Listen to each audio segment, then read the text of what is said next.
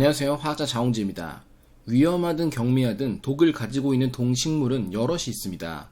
보거나 뱀처럼 하나의 종 자체가 독을 연상시키는 경우도 있습니다. 두꺼비 역시 개구리와는 달리 독을 갖는 생명체로 우리에게 기억되곤 합니다.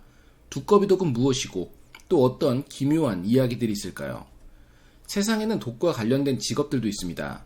가장 대표적으로는 약사나 암살자 등이 떠오르죠.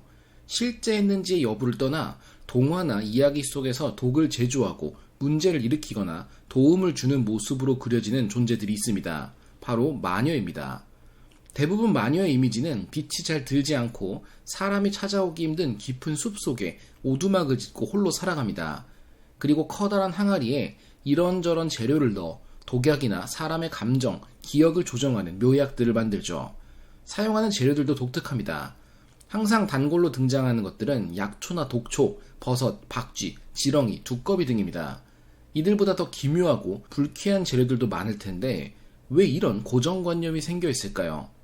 문헌적인 증거가 있는 것은 아니지만 저의 추론으로는 민간요법이나 체험에서 추려진 이야기라고 봅니다. 예를 들어 식물은 DMT를 다량 함유한 미모사 테누이플로라라면 자연스럽게 이야기가 맞아떨어집니다. 버섯 역시 실로사이베 쿠벤시스, 즉 매직 머쉬룸이라면 약물의 환각 증세가 추가되겠죠. 그렇다면 이 개구리 혹은 두꺼비는 무슨 역할일까요? 몇몇 화학 물질들은 구조나 발견 과정에서의 결과가 아닌 이를 품고 있는 생명체의 이름이나 학명, 특징에서 명명되는 경우가 있습니다. 보거의 독인 테트로독톡신은 4개의 이빨을 갖는 생물의 독이라는 의미인데 보거가 부리처럼 생긴 4개의 이빨을 가지고 있기 때문입니다. 이름 그대로 보거독이라는 의미죠. 정글 속 원주민들이 사냥에 사용한다는 독화살 개구리의 독인 바트라코톡신 역시 개구리를 의미하는 그리스어인 바트라코스와 독의 합성어입니다. 개구리독이라는 의미가 됩니다. 독화살 개구리 외에도 다른 독을 갖는 개구리도 있으며 이들의 독은 조금 다릅니다. 예를 들어 파나마 황금개구리의 독은 학명인 아텔로푸스 제테키를 따서 제테키톡신 AB라 불립니다. 피부 점막과 점액이 존재하는 양서류들에게서 계속해서 독 이야기가 나오는 것처럼 도롱뇽 중에서도 독을 갖는 종류가 있습니다. 대표적으로 불도롱뇽의 독인 사마다린입니다. 도롱뇽을 의미하는 살라만더로부터 이름이 유래했을 것입니다. 또 다른 양서류이자 외모나 크기부터 독을 가지고 있어야 말이 될 것 같은 두꺼비는 어떨까요? 두꺼비를 대표하는 독 역시 있습니다. 부포톡신이라는 이름의 화합물입니다. 두꺼비과를 의미하는 부포니다에가 가지고 있는 독이라는 의미죠. 두꺼비가 독이 있다는 것까진 이해를 하겠는데 단지 이름이 두꺼비 독인 물질이 있다는 데서 멈추면 우리가 굳이 알아볼 필요가 없겠죠. 두꺼비의 독 중에는 다른 종류의 물질도 있습니다. 이번에도 두꺼비를 뜻하는 부포라는 단어가 들어간 물질로 부포테닌이라는 그리 크지 않은 분자입니다. 부포테닌의 모양, 왠지 어디선가 몇 번 본 것 같지 않으신가요? NN-다이메틸 5하이드록시 트립타민이라는 분자 명칭에서 확인할 수 있듯 임사 체험을 가능하게 하는 환각성 물질이었던 다이메틸 트립타민, 줄여서 DMT와 형태가 매우 유사합니다. 그렇다면 두꺼비 독 중 부포테닌은 먹거나 복용하면 환각제로 사용될 수 있을까요? 아쉽게도 그렇진 않습니다. 부포테닌은 단순히 독성 물질이며 5번 위치의 하이드록시를 최소한 메톡시 작용기로 바꿔야 효과가 나오기 시작합니다. 다행인 점은 지금 이야기한 5번 위치가 메톡시인 DMT를 몸에서 만들어 분비하는 두꺼비도 있다는 사실입니다. 소노란 사막 두꺼비라 불리는 그림 속의 두꺼비입니다. 이름이 2개인 이유는 멕시코 국경과 모하비 사막, 콜로라도강과 라구나 사막이 만나는 지역에 생태계가 공존하고 있기 때문입니다. 학명으로는 과거 부포 알바리우스라 불렸지만 이제는 인실리우스 알바리우스로 변경되었습니다. 예전의 학술 자료에는 부포 알바리우스라 나오기도 하니 문헌 조사에서 주의해야 합니다. 부포테닌과 5메톡시 DMT는 단 한 부분의 구조만 다르기 때문에 이들 간의 형태를 변환하는 효소가 존재합니다.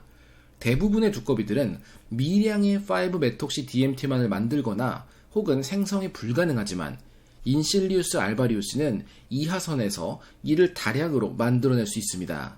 그 양은 인간에게 환각 효과를 만들어내기 충분할 정도의 양입니다. 실제로 인실리우스 알바리우스의 세포를 배양해 5메톡시 DMT를 합성하는 연구도 최근 성공한 바 있습니다. 굳이 환각성 물질을 합성해야 하는 이유가 있을까요? 바로 인간의 끝없는 악의와 비정상적인 집착 때문에 두꺼비들이 고통받기 때문입니다. 애니메이션 심슨에도 두꺼비 등을 핥는 장면이 등장합니다. 단지 만화 속 이야기일 것 같지만 사실입니다. 실제로 얼마 전 미국 국립공원에서는 야간 카메라에 찍힌 왠지 화나 보이는 두꺼비 사진과 함께 환각성 두꺼비를 핥지 말아달라는 요청을 SNS에 게시했습니다.